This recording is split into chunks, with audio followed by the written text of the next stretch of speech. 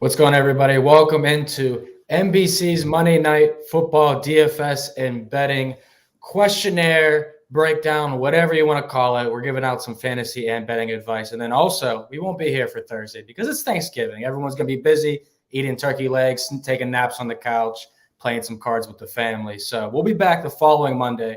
But today, we break down those 3 Thursday Thanksgiving games as well. So without further ado, Kyle Dvorchak, Lawrence Jackson, how you guys doing today? Can't complain, man. We got a very nice prime time game last night on NBC, of course, with the Chiefs and the Chargers. I know everybody pretty not expecting that tonight, as we got another one of these double point spreads. And quite frankly, man, I'm tired of seeing these games with these double digit spreads, man, because they is not hitting on nothing. Like, I won't even mess with no game like that because it doesn't matter now, right? Like, you saw with the Panthers, the Ravens did win by 10, but they didn't cover. You saw the Eagles lose. So all these games scare me right now, and it's no different tonight with the Cardinals and the 49ers for me. Was last night's game good? Kadarius Toney hurt his hamstring within like 6 minutes, and I legitimately didn't watch the rest. I had played Toney in every single lineup, both sites, and I was about to tune in, and someone in our Slack is like, wow, Toney hurt already. And I did not watch the game. I was so annoyed. And it's not tough on him. Like, he's a great player. This stuff just happens. But it financially for me was enough to make me tune out. That's all I'll say. I feel that. Yeah, I thought last night's game was awesome. I mean, man, we haven't seen a lot of back and forth. I mean, you know what Chiefs and Chargers is hitting for. Every single time it's a close game. Mm-hmm. I snuck out a Herbert over 276 passing yards, finished with 280. Nice. By halftime, I thought it was an easy win. Then fourth quarter, I'm like sweating out this game. Yeah, right. I don't get this at all. But that's just how, betting the NFL has been all season long. And Lawrence, you said it best, man. Like, you look at all these matchups and you want to take the points with the favorite and all these primetime games or these double-digit favorites, but it's easy to get sucked in. Like, I wasn't here when you guys talked the Eagles Commanders, but I heard you guys talk about, and you guys like the Eagles by double digits. And I don't blame anybody. I just don't blame anybody. It's easy to see the Niners smacking the Cardinals tonight, but I don't see it.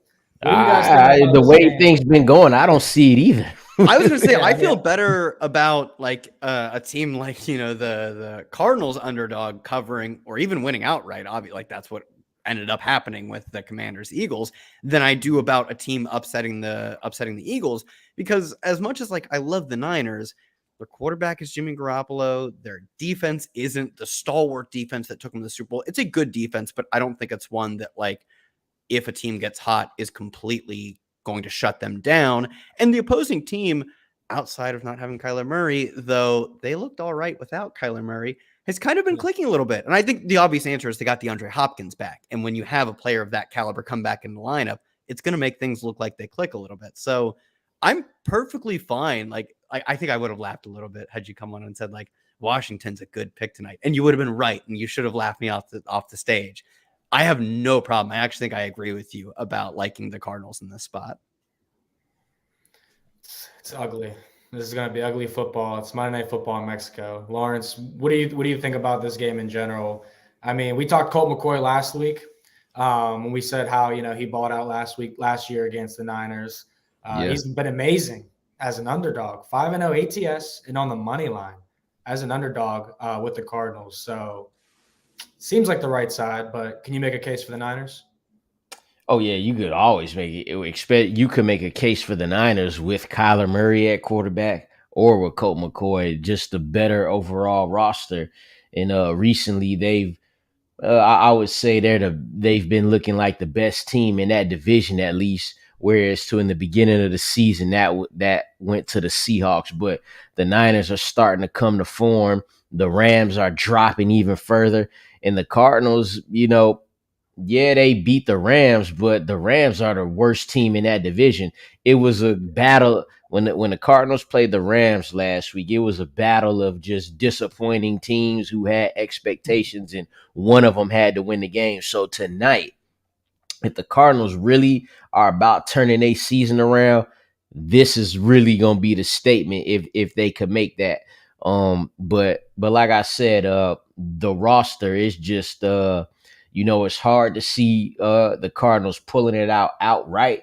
I do love them to cover because I'm gonna love any team that's a double-digit underdog to cover from here on out, just based on how the games is going. But I'm saying it's hard to picture the Cardinals win, but it was hard to picture the Jets beating the Bills.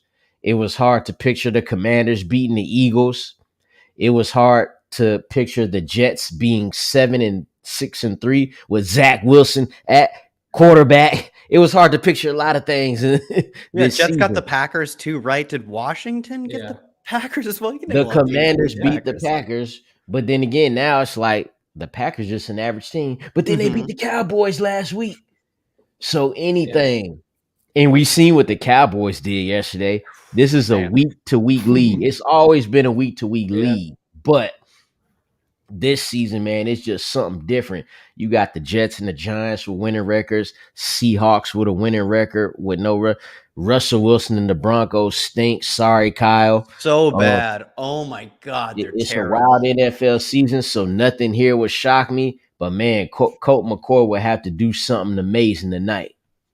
I will say the one thing that I do feel that probably helps Colt McCoy and hurts Kyler Murray is Cliff Kingsbury's offense. As much as we give it garbage for being completely uncreative, I think it's the perfect offense to at least stabilize, if not boost, the talents or the lack thereof of a quarterback whose job is probably at his best to be a good check down guy.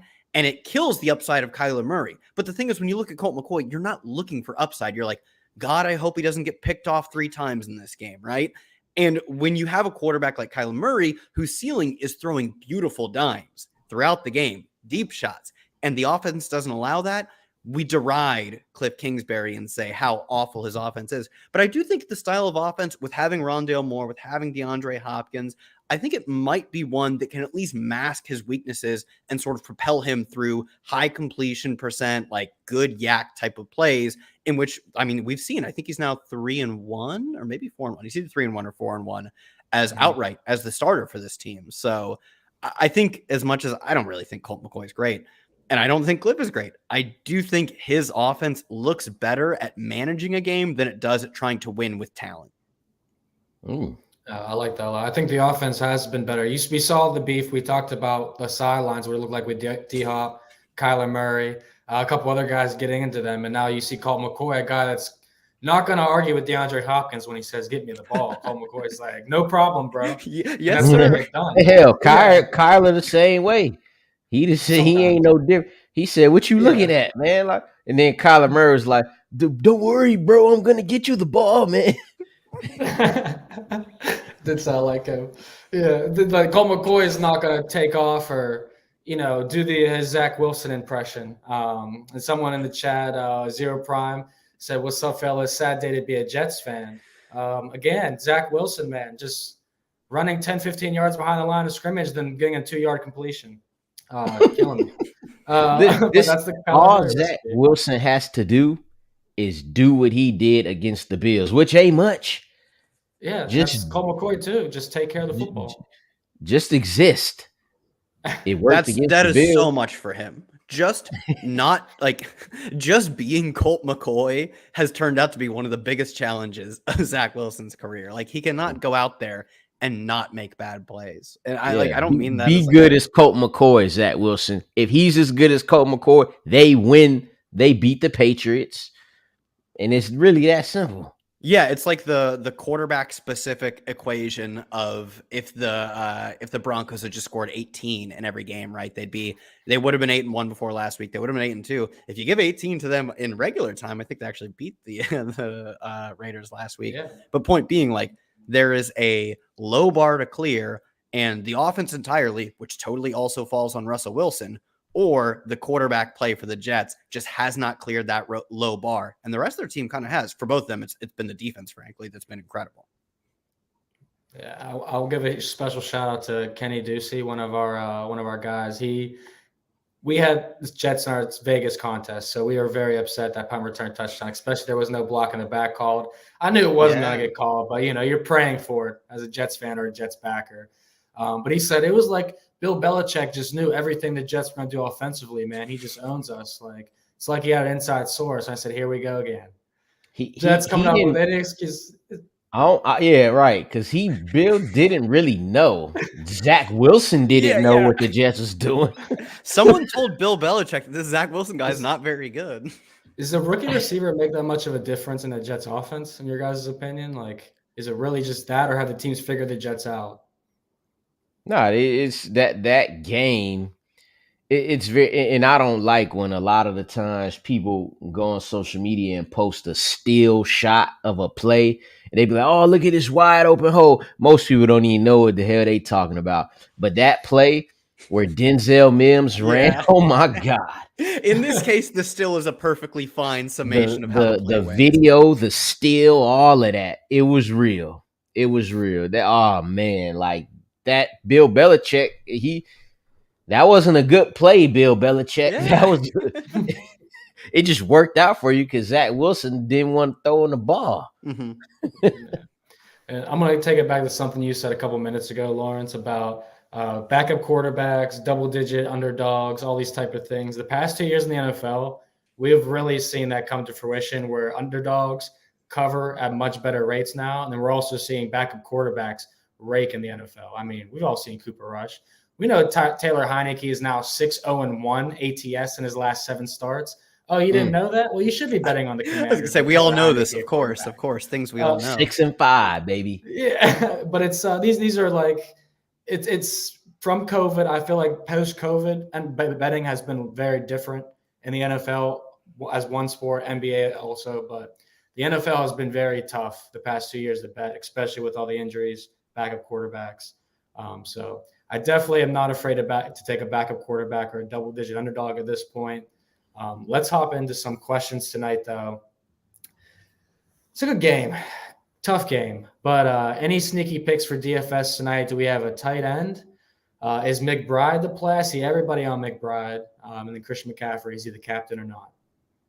Yeah, I mean, McBride, I believe he's just 1K flat on DraftKings, which is an egregious price. He played like 90% of the snaps last week, ran a bunch of routes, didn't draw a ton of targets, but given that he played in terms of his snaps and routes, the Zach Ertz role, I would expect the targets to follow, especially in that, no disrespect to Zach Ertz, but he's not, a super athlete drawing massive targets by beating coverage anymore.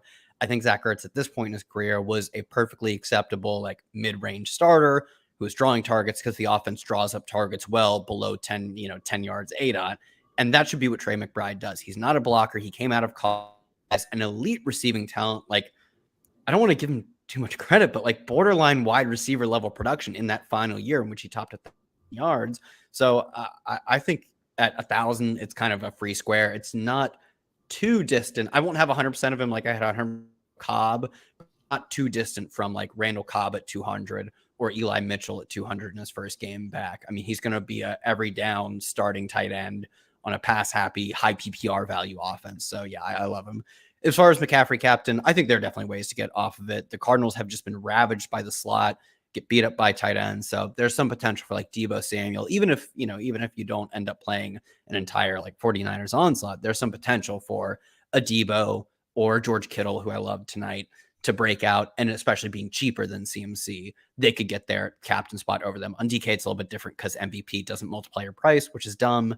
But at least as far as DK goes, I don't hate pivoting down and still playing, McCaffrey in the flex or whatever, but don't hate pivoting down to like a Kittle, especially.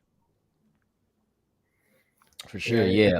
I don't know if it's a sneaky pick, but definitely a cheaper pick would be Elijah Mitchell at the running back spot. He's everything's just gonna be better value for him in this game. Every bet, every prop bet, every DFS, whether you use FanDuel or DraftKings. So I would take him. He's got to be in line for somewhere to 12 to 15 touches. You saw the 18 carries last week. That's who I'm on heavy. tonight, and then Jennings too, the receiver for the 49ers. That would be like a deep sneaky DFS play there. Hasn't scored a touchdown this season, but he's a sure bet to get somewhere between 3 to 4 targets. He's gotten 4 targets the past 2 games, so one of those, a big pop play touchdown from him could definitely be the difference in the DFS lineup. I like that. I'm a big Deebo Samuel supporter tonight. I think his lines are pretty low. I mean, he's sitting around 50 to 55 and a half receiving yards tonight. I feel like that's a guy that can get that in, 4 to 5 catches. Maybe not. He might not even need 5. One play. Yeah, I mean, yeah, that too. Historically, he's been all right against the Cardinals. 40 yards, 134, 58th and 63. So I'm looking at maybe like a little Deebo Samuel 75 plus receiving yards sprinkled tonight. Get some plus 200 money or so. There's another player that I've been looking at because he's explosive.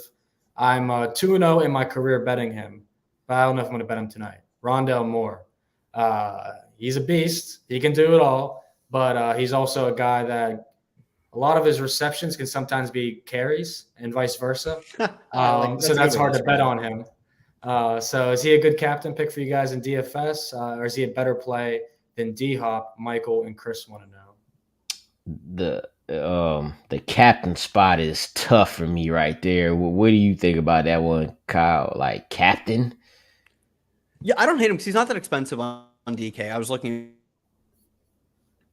to have like real ceiling games. I mean, you look at his target totals. I get the targets aren't as valuable because they come pretty close to the line of scrimmage, right? But last week, 13. The week before that, 10. The week before that, 8. He's got 5 making games. Something out of him, though. Yeah, like he hasn't had 100 yards yet, but he did come close last week, 9 for 94. If he gets a 6-yard touchdown last week, it's a massive game at his price. Obviously, he doesn't get there, and I don't think he projects to get 100 yards that often, but at his price, I don't hate it. And especially if you think about the Cardinals coming from behind, because they look like they're going to lose this game, right? If you think about the Cardinals coming from behind, you can just get there on a ton of receptions and even not high value receptions, right? Because he gets like 10 for 75, right? He just needs to get in the end zone there. And it's almost a lock that he's in the captain unless McCaffrey drops like a 30 or 40 point game because of his price. So I have a little bit of him in captain. It's not my favorite. I think for me right now, a Kittle or to me, it's Kittle, but also I could get on board with Deebo as well as like my favorite non-CMC captain. But moving towards the Cardinals, I think Rondale's probably my favorite because of price. What about just straight up a better play like Chris Holmes is asking here? Cause look, I'll tell you a situation I'm in. I was in a 3 wide receiver league. You can only start the 3 receivers, right? So I went T. Higgins. And then originally I had, because I didn't know if Keenan Allen was going to play, so I had in D-Hop and Rondale Moore. So then Keenan Allen, they did say he was going to play. So now it was DeAndre Hopkins who wasn't sure to play. So I didn't want to risk that. So I put Keenan Allen in for D-Hop. So now I got D-Hop, Higgins, and Rondale Moore. Keenan Allen did well. I wish he didn't lose that fumble. It would have made it a lot better. But so now I have D-Hop or Rondale Moore. And obviously, I actually just put D-Hop in right before this show because I'm like, am I really going to play Rondale? Because I need 16 points. And who's more liable to get 16 points? DeAndre Hopkins? Or like I'll be sweating it either way, but I'll definitely be sweating it with Rondale Moore. Yeah. This is for sure. Standard too, by the way. Oh yeah, that's a good caveat too, because like I for sure feel less confident in Rondale Moore getting even matching DeAndre Hopkins in yards, but especially touchdowns as well. So totally, yeah, like straight up, who do I think scores more points? Even if it's not standard, if it's full PPR, if it's 5 points PPR, it doesn't matter. You can't put a number on it. It's always going to be DeAndre Hopkins, unless you're giving me factors like ownership or price in DFS. Like the answer is straight up DeAndre Hopkins. Right, not straight up. Yeah. How about Josh Palmer's performance last night? We got someone here saying that Mike Williams also hurt right away. I tried to go in to see if I could live bet his under receptions or yards when he went out. Books were too smart. They weren't going to let that one happen. But definitely sucked to not see Mike Williams out there the whole time. Any opinions on these guys or some IDP tonight? Kyle, I know you love IDP. No, I don't So- love IDP. Why would I ever like IDP? So out of Isaiah Simmons, Zayvon Collins, and Greenlaw here, right? This is interesting. I play a couple of IDP leagues, and this is I'm assuming that tackling is the most valuable. That's how it always in mine, yeah. Yeah, that's how it is in most IDP leagues. In that case, I'll go Zayvon Collins, but Isaiah Simmons, he's the turnover guy. He can get you a turnover, and when he can get you a turnover, he can take it to the house. Isaiah Simmons is one of the fastest people on the field, period, when he's playing football. Dre Greenlaw, it's a lot of players on that defense. You could have Jimmy Ward have a day. Obviously Nick Bosa. Then you got Fred Warner to compete with Greenlaw. So I would probably go, the upside play is Isaiah Simmons, but I feel like the safer play will be Zayvon Collins right here. Can I get a Talua Hafananga? How do you say his name from the Niners? Excuse me? Talua Hafananga? I'll give you a Tua Tagovailoa. No, not him. But you know what I'm saying. The new school Palomalu, the safety for the Niners. Oh, buddy, yeah. Oh, He said, buddy. I ain't even mention him.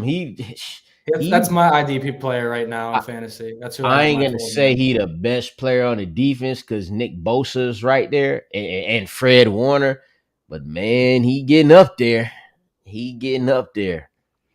you think? I'd go with Zayvon too. I'd go with Zayvon too. He's clearly pacing the team in terms of tackles relative to Simmons. He's actually second behind Budda Baker in combined tackles. He's also been good against the run, 6 TFLs, and just as many sacks. And you talk about upside, just as many touchdowns. And you got a team in the Niners who gonna, what they trying to do on offense. So, yeah, I would definitely roll with Zayvon Collins right here. Yeah, that's my pick too. I'm just looking at the numbers, right? Like I don't. I've seen these defensive players play, but I am not nearly smart enough of a scout to say who I like the most. Although I do like Zayvon Collins a little bit. But yeah, that's just where I'd go in terms of the overall tackle production. And don't forget about Hufanga, people. All right, I'm telling you, dude might have a No, pick we don't forget about him. We don't forget about him. And I'll definitely look up how to pronunciate his name better. But as he gets better, he gets more respect over here. But no, I'm just kidding. He's been awesome. What do you guys think about this complex question with a lot going on in there? But what do you do with Deontay Johnson, non-PPR, drop for playoff defense, add lottery ticket like Jameson Williams, injured upside player like Judy/Tony, or low volume? Okay, so Allen Robinson is out of this. We just gonna take him. We ain't save yourself that trouble now. Matter. Yeah, touchdown didn't matter last week. So I'll break this down simpler. Which one of these would you rather have? Would you rather have any of these going forward? Is what I'm thinking he's asking. More than Deontay Johnson, Jameson Williams, Jerry Judy, Kadarius. Well, yeah, I would say Kadarius Toney based on, we don't know the severity of his injury. This could be 1, maybe 2 games. But dropping Deontay Johnson, crazy. I know he been bad, and I don't know, man. The Steelers are so bad. He ain't starting them. But is you really gonna start Toney? But he hurt right now. Jameson Williams, we ain't gonna start him off the rip. Start him, yeah. What about Treylon Burks? He just had a huge game. Treylon Burks, I would say I would put him right there with Toney. I would go forward with Treylon Burks. I think our last show, they was the game that was on. Everything I liked on him was over. I even threw him in one of my lineups, and I ain't gonna lie, it worked out better than I thought. But he was definitely trending in the right direction. So I don't know about you guys, but I would say Kadarius Toney and Treylon Burks.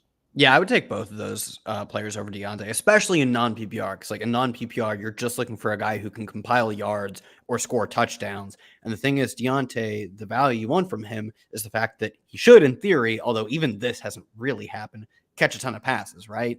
But even that's not happening. He's not breaking yards after the catch. He's certainly not scoring touchdowns because of how terrible the offense is. So I would take Tony or Burks. You could probably even sell me on Judy, but more so for me, Tony or Burks over him, because if you're not starting Deontay, it's not like you're waiting for some sort of upside scenario to happen, right? With what you're getting from Deontay right now, maybe things get a little better. Kenny Pickett starts to figure things out, but he's looked pretty dreadful. I don't really expect him to be that much better over the final stretch of 7 or whatever games we have left. So maybe you get a little bit of regression in terms of yards per target, but it's nothing special, right? You're not getting in non-PPR, you're probably not even getting wide receiver 2 value. So unless you have to start someone this week, just take the guy who could potentially win you a single matchup in the playoffs, which could be Tony if he gets healthy, or could be Burks if he just keeps balling out because he looks really good. Mm-hmm. Yeah, season high for Burks. Receptions, yards, targets, all of that. I definitely would like him. I know Allen Robinson, we don't give him any credit on the show because he hasn't done us any justice. But without Cooper Kupp, I wouldn't talk anyone off of not having him on your team. I would. Starting I'd do it. him? So I would talk I you don't off. think there's a him. Rams player you could start. Yep. Yeah, Who would have thought that? The Super Bowl champs, we're in week 12. I know it's deeper in the season, but still, we can't even start a Rams player in fantasy because the only one that you can is hurt. Yeah, I don't know. Yeah, there's not a player, not even the kicker. Kicker, defense. Not even the kicker. I don't want any parts of the Rams. Not even the defense. Not even the defense. Remember, people used to start him. Aaron Donald, man, you can't start them no more. No, we can't. We were talking a little bit about Jameson Williams here a couple seconds ago because he was in that question. Pat Rick wants to know, compared to him, how we feel about him. Darius Slayton, is he a guy worth keeping right now? I mean, we're not comparing the two, are we? It's two separate questions, right? Well, this is how I feel about Jameson Williams. If Jameson Williams didn't tear his ACL in the national championship game, he'd have been the first receiver off the board ahead of Drake London. Like, he might be a Falcon today somewhere not catching passes. That might be him. And Drake London might be on the Lions getting all those garbage receptions. Oh man, imagine Drake London on the Lions right now. They'd be sick. And yeah, I think Darius Slayton is worth keeping. Not a high volume guy. Pretty much you relying on the big play there. I don't know how you feel about that one, Kyle. But it's tough. Danny Dimes did throw for 341, but this was a game for the first time they was down by a significant margin. And when you shut down Saquon, it's pretty much a wrap. But you know, he's not a big volume guy, but he can make the big play. Yeah, I like Darius Slayton. I think even especially without Wandale, big volume he'll never get to big volume because the way this team wants to play, they want to have a good defense, they want to have a good run game, and maybe be high efficiency when they're passing. But in terms of his target share, his air yard share, it should be really strong because they don't they literally have no one else to run through. They traded Tony, they've lost Sterling Shepard, they've lost Wandale Robinson. Crazy. The rest of their players are Kenny Golladay, who is imagine a tight end who retired in the 90s trying to come out now and play football. Boy said the 90s. That's what he looks like. And Isaiah Hodgins, who's only on the team because I don't want to disrespect him, but he's mostly on the team because he happens to know the system, having played under Brian Dable in the past, or at least I'll tell you what about Kenny Golladay. When he caught that first pass, the crowd went crazy. They loved it. They man. Then he caught a second pass too. It was like he just caught his 1,000th reception of his career. So Slayton has, 2 through 6 or whatever you want to number it, 2 through 5 receivers. Giants have to be the worst in the league. They're probably close. They're probably the worst. So his competition for targets is so weak that I actually really do like holding on to Slayton. I think he could be like a boom bust, like wide receiver 3 even going forward. Jameson, I still think we don't get him probably till close to that third week of his 21-day window. But the offense has generally looked pretty good. I think there could be some explosive playmaking potential, but you're not starting him the first week he comes back. If he doesn't do a ton, you're not starting the second week. So you can only hold Jameson Williams if you have the complete roster setup where you're like, I know the 9 starters I have and I'm never benching them. And my bench is just for high upside guys, because you're not starting Jameson for still probably another month. Yeah. I'll say this too with the Giants schedule coming up. If you thought their offense looked bad against the Lions on Sunday, they play the Cowboys, the Commanders, the Eagles, and the Commanders again. That is 4 straight NFC East opponents. Yeah. If you want to know how to bet the Giants next month, under. Wow. Under. Okay. And Every single game. you'll find out a lot about the team too, and what they really gonna do deep into the season. Because you give teams a game here and there. Good teams gonna lose a game every once in a while, and we'll see if they are that good of a team when they play the Cowboys. You beat the Cowboys, no one cares that you lost to the Lions. No one's gonna care, Yeah. guaranteed. At Dallas on Thanksgiving as well. Oh yeah, for That's sure. a Yeah. huge win if the Giants get that.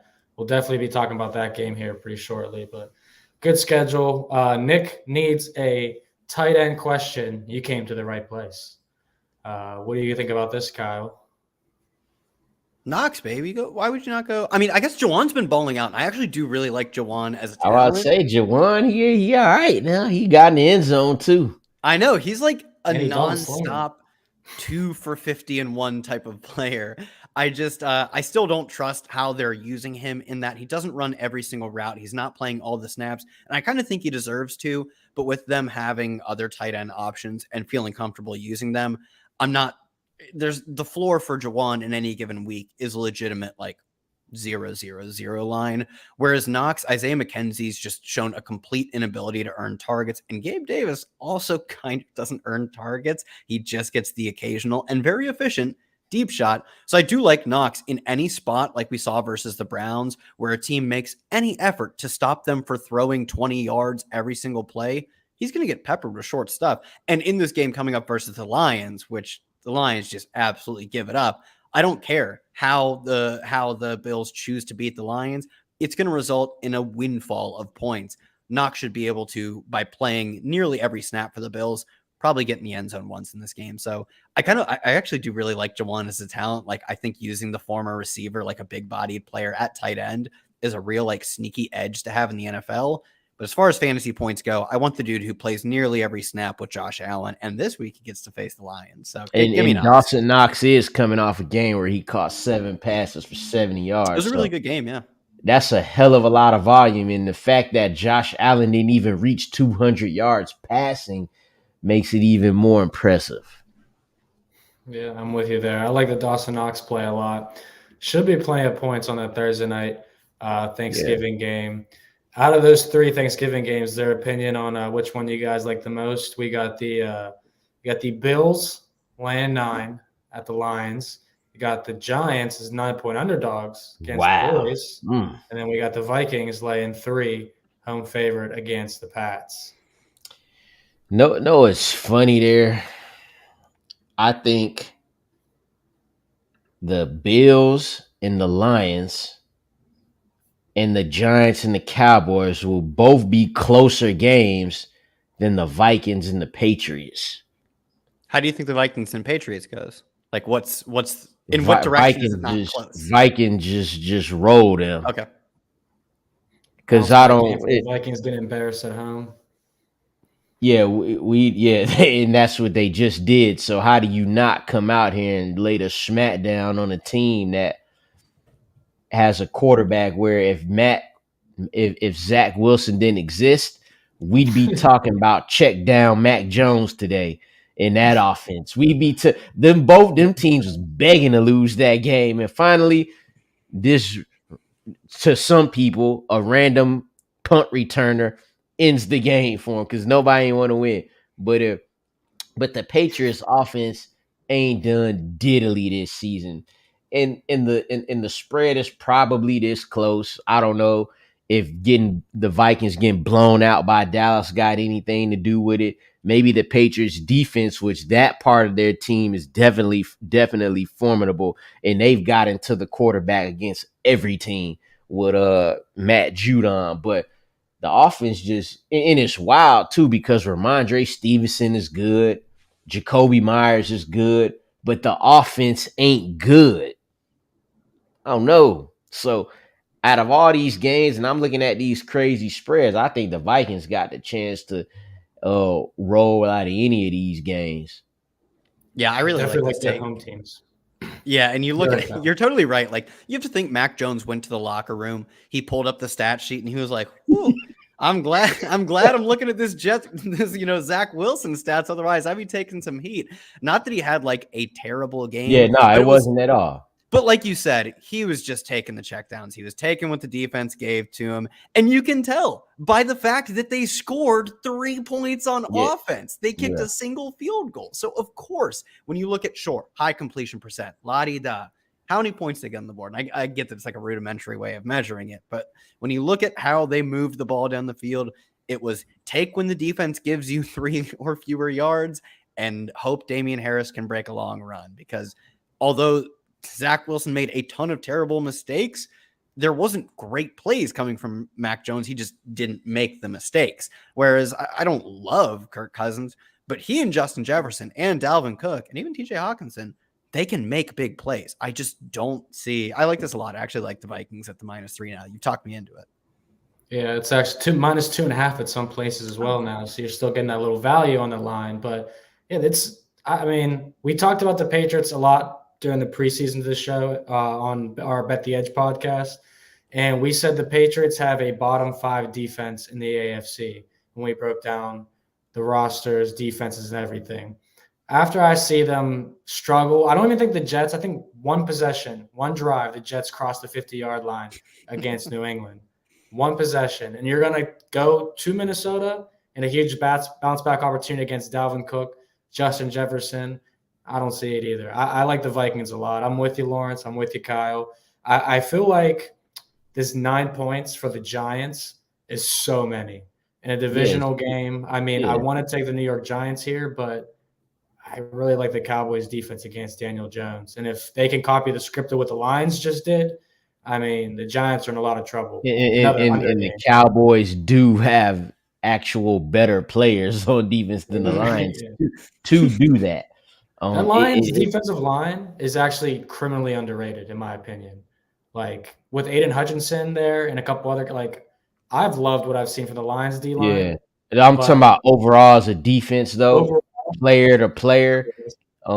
Even the even if you just take the defensive line, especially when you go to just pass rushing situations. But yeah, Aiden Hutchinson, he making defensive back plays out here every game. He looking like a nickel cornerback, getting all these interceptions. But it's real simple. And the only player that was giving the Lions trouble he's not playing anymore, unfortunately, Wan'Dale Robinson. So now it's even more like, hey, if we focus on Saquon, if the Cowboys focus on Saquon again and it works again, that's bad news for the Giants going forward. What do you think about this, Kyle? Would you rather be taking the Cowboys laying the 9, or would you rather be taking the Bills laying the 9 at the Lions? We know it seems like it should be, you should be penalized for betting against Detroit on Thanksgiving Day when they're the home team. But, I mean, when Josh Allen comes to town, it's hard not to. I think I take the Bills -9. I get the Bills have come off like last week. They obviously won, but it was a pretty mediocre game. Frankly, there's a lot of that game where I thought the Browns played better football. I watched that whole game. And Bills ain't been good. Bills have not been good, but what helps when you're not good is facing, according to Pro Football Focus, a bottom 5 pass rush defense, I believe they're the last team in coverage. They're one of the last teams in drop back EPA allowed. They're just, bar none, one of the 2 to 3 worst defenses in the NFL. And I do believe Josh Allen will absolutely destroy them. So I'd take them because I think the ceiling required to cover, get to 10-point deficit. Josh Allen has that ceiling in spades. He has that ceiling almost every game. So I'll take, if you making me choose one of those -9s, I'll take the Bills. Yeah, if we had to take one of the -9s, I would take the Bills. But the Lions just playing some inspired football right now. 3 straight wins. 3 straight covers. Just think of that. This is a team we don't see get 3 wins in most seasons. They've won 3 in a row. Hey, man, I don't know, man. Maybe The hard knocks didn't get me, but that Dan Campbell speech after this last win, all that yelling, ranting, and raving, that might have pulled me in, dude. I mean, the Lions can't win this game. I hear you. Like we were just talking about tonight, like with the Cardinals and Niners, we're not willing to really take the Niners at -10. We know the Niners are probably 10 points better than the Cardinals, but again, the Lions are playing great football right now. I took the Giants against them, and I was pretty confident. The Lions following a two-game winning streak, 1-8 on the money line. They only covered 2 spreads in those 9 instances, dating back to like 10 years. But yeah, this isn't our dad's Lions team. This isn't our uncle's Detroit Lions anymore. Same with the Jets and all these teams. All right, they're here to stay. So let's get into some plays for tonight, which you guys might like. Lawrence, you might as well kick us off, my guy. Give us a prop, one to play or one to fade, whatever you like. Yeah. So my first player prop I had up here was Elijah Mitchell anytime touchdown. And what I noticed on BetMGM is that he was the second. He had the second best odds of any player in this game. Number one, obviously, being Christian McCaffrey at -140, but Elijah Mitchell is second. Well, that's telling me that he's in line again for another 12 to 15 touches minimum. He had 18 carries in his first game back. That's the first game. He didn't even get eased into it. So this is just another prime example of what I mentioned earlier, just the value being a little bit better. If he going to get 17 carries, then I'm taking that all day, even though Christian McCaffrey will probably also get 17 touches, and some of those will be in the passing game. I'll take my chances with the +25, try to make a little money, give me a little more juice rather than the guy that everybody else is on at -140 in Christian McCaffrey. Everybody's betting Christian McCaffrey props for the most tonight. Him and Kittle are the 2 most popular guys, but McCaffrey to find the end zone is the most popular. I need 24 points from Elijah Mitchell tonight. So, Lawrence, I really hope you're right. Good luck. Don't think it's going to happen. Yeah, it's not going to happen. My leading scorer, you know who my leading scorer was this week? Bill Maher, baby, kicker for the Cowboys. Yeah, kickers was balling this week. Tyler Bass, too. Yeah, Bass was kicking gas, man. Speaking of kickers, though, Kyle, you bringing out a kicker prop tonight. What's up, man? Really prime time in Mexico.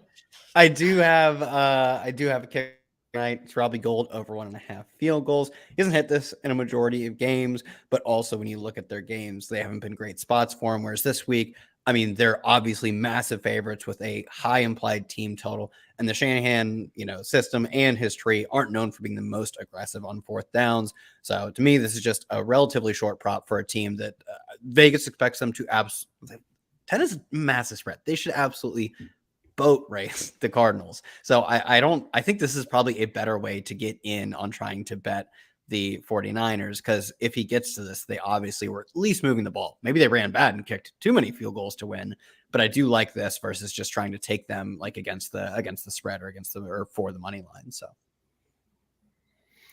I like that. Lawrence, do you have any opinion on the kicker prop, and then where are you going next? No, I don't have any opinions on any kickers in this game. And I'm gonna talk about. I'll talk some defensive players and IDP. I ain't talking about no kickers. I'd rather talk about punters. But anyway, who's your favorite punter? My favorite punter is Jordan Stout from the Ravens, the rookie. And then I like Presley Harvin from the Steelers because he like 6'3", 288 pounds, and he played at Georgia Tech, and he just looked like a 5 technique, but he played punter, so it's cool. I like him. But I'm gonna go with a guy that we talked about earlier tonight. He'll be a big name tonight, Colt McCoy. I'm gonna go over 0.5 interceptions at +110. Colt McCoy's start. This will be his 5th or 6th start. He's for the Cardinals. He's thrown 1 interception in all that time. win or lose, he's thrown one interception in every start combined that he's been starting for the Cardinals. So like we talked about it earlier, he takes care of the ball. I know that 49ers defense is going to get after him. We expect the 49ers to win, but somehow, some way, he is not going to throw an interception in this game. It's at the plus money. I'll go with the history on that. I'm going to go with the history on another bet too later on. Colt McCoy under a half an interception. Spicy. Yeah, I could see it happening. We'll see. He's not going to be throwing all over the field, I should say that. And last year, 22 of 26, 85% against the Niners. I like that. Kyle, where are you going? Michael Dickerson, my favorite punter. Is that not what we're talking about? I was just thinking about punters. That's your favorite punter? I've watched like YouTube videos about how like certain punts he does like different spins to try and get exact like angles and stuff. I'm sure all punters do this, but he's very good at it. Sorry, I got sidetracked on thinking about punters. I have an under for you. It is Kyle Juszczyk under 7.5 receiving yards, minus 120. Because he had, I think, a broken finger and missed a few games. But in his first and only so far game with Christian McCaffrey, he set a season low in routes run. He's generally a low volume player anyways. And that was when they had running backs who, I don't want to say they couldn't catch passes, but they were not known as adept pass catchers like Christian McCaffrey is. So I think once we get Christian McCaffrey into this lineup, as we saw the first time that they played together, we're going to see Juszczyk mostly used as a blocker. So you're really just sweating his under on like 1.5 or maybe a half, but I'd say 1.5 receptions. And I thought this value was way better at minus 120 than the under 1.5 receptions was like minus 200 or something, right? Because that line, I think that line should have just been mine or should have been a half and then pretty even juice on that. So I feel like this is a way to get that line I wanted on receptions, because if he gets one reception, he's probably getting over 7.5. So I thought this made more sense than trying to take his reception total, both of which I kind of like the under, but I'm much more like trying to get basically just he doesn't catch a pass in this game via under 7.5 receptions or receiving yards, excuse me. Yeah, that's the smart way to approach it. You got to get the better VIG in this spot. Bet the better lower risk to win the same amount. And yeah, I mean, if you're going to cap Kyle Juszczyk on a Monday night, I think that's the right way to cap Kyle Juszczyk. So not surprised that's the one you're bringing to us here, Kyle. Love that play. I'm going to have to tell it as well. He might not have any receptions tonight. So that's an easy one. Lawrence, where are you going for the next play? You're on mute, big dog. You've been canceled. I'm going to go long shot right here, man.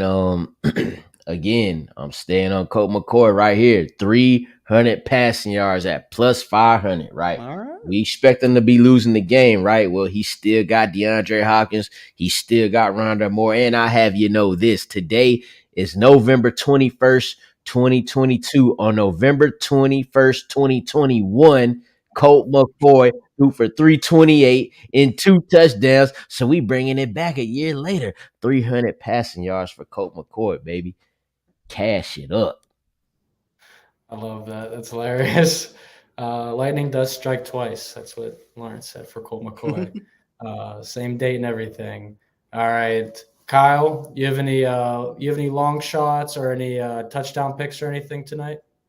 Well, I have one more prop, and it falls in line with my touchdown picks, so we can kind of knock them out all together. As far as first touchdown scores, Trey McBride plus 2,200, because I talked about this earlier, so I won't hit on it too hard, but he played nearly every snap and was running the bulk of the routes.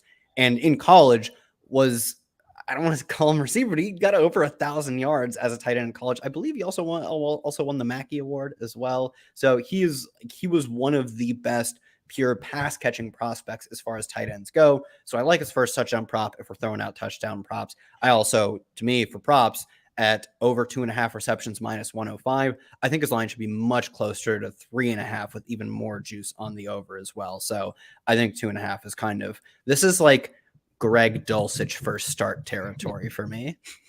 You remember that iconic Greg Dulcich first start that we all remember so beautiful. much? And they were in the chat saying, like, give us anybody else besides Greg Dulcich. We're like, no, you want Greg Dulcich. Play the best plays sometimes. Yeah, no. All right. Trey McBride, the new Greg Dulcich. I'm about that. I only have one long shot tonight. I kind of mentioned earlier in the show, but I like Deebo Samuel, 75 plus yards at plus 280 on DK, getting around 3-1 odds on other places as well. I just, once again, feel like this line's very low. I see some people that I like to fade, and they're on the under for Deebo Samuel. So I have no problem taking the over tonight. In addition to the Cardinals, obviously not having a very, very strong strong secondary, excuse me. And the slots receivers have been eating up the Cardinals here and there. So give me that. And then, like I said, I'll be on the Cardinals plus the 10. It's wild. Colt McCoy, 6-3 ATS as a spot starter since last year. 5-0 as an underdog. Only a half unit play. I'm not very confident, or I'm not going to be laying down big money on the Cardinals tonight. I liked a lot of plays yesterday better, but like Lawrence and Kyle both said, double-digit dogs are nothing nowadays. So that's how I feel. Lawrence, you're on mute again. These double-digit spreads is purely for entertainment nowadays. Yeah, and I mean the NFL, we talked about the Texans-Eagles game, and I didn't give out an official bet in that game, but I said it's either Texans or pass. There was no business the NFL had scheduling Houston Texans on a Thursday Night Football hosting the Philadelphia Eagles. They had no business doing that. That's purely a trap spot for the public. I don't know if this one is such a trap spot because, we expected Trey Lance versus Kyler Murray at this point, but still going to be a pretty good game, division game, so I like it to be tight. Any other bets for you guys? I think that covered it for me. Lawrence, you done? Yeah, just had same with Elijah Mitchell, first TD plus 700, kind of goes with the anytime. So yeah, we gonna rock with that. Sounds good, and we'll get back to these questions here in the chat now, real quick. Lawrence's stardom for tonight in fantasy is Elijah Mitchell, the guy he's talking about. He's saying sit Trey McBride, so I actually might need you to explain yourself there since Kyle's on him. You got CMC as the highest scorer prediction, highest fantasy scorer tonight. And then for Kyle, he's starting Rondale Moore. He's sitting Brandon Ayuk, who we haven't actually said anything about tonight. And then That's again, wild, CMC for highest scorer. especially since he's been like the leading receiver on the team. We haven't talked about him. Yeah. Why don't you like Trey McBride? Why are you sitting him? Are you just not a big tight end guy tonight? Or big? No, I'm not a big tight end guy tonight, and I know it's DFS plays. I would probably go that route based on what Kyle was talking about as far as how much of the snaps he played and all that good stuff, but ain't no stats there. He ain't getting no stat. I need me some stats. He caught like one or no passes. Yeah, he got that I need me some stats, not just some cardio. He getting that cardio out there. So that's all. I mean, that's all. It ain't nothing I feel strongly about. This guy could be the waiver wire pickup of the week by tomorrow.